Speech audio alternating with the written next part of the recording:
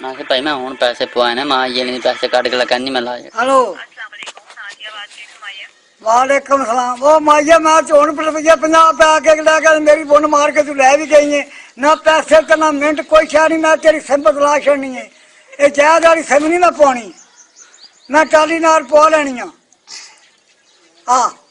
तू मेरा मतलब मेरी कड़को के ग्रीस ला के तो राह पै गई है ना पैसे तो ना कोई शह खुदा जी मर्जी मेरे पैसे टोट छेती कर हूँ पैसे पवाए हूँ पैसे मैं पवा के ईमानदारी गल है 50 रुपये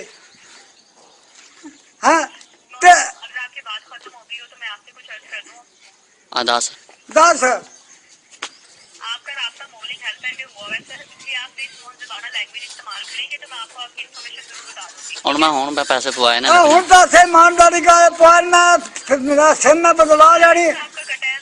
है आधा घंटा अगर रब्ता किया बैलेंस कटे आपका, आपके पीछे जो आपको पैसे के ठीक है ना मेरे उनसे मेरी बात करा दें आप, ज़्यादा बेहतर होगा। वो आपको बताते जा रहे हैं तो आप बोलते हैं आगे, उनसे मेरी बात करा दें।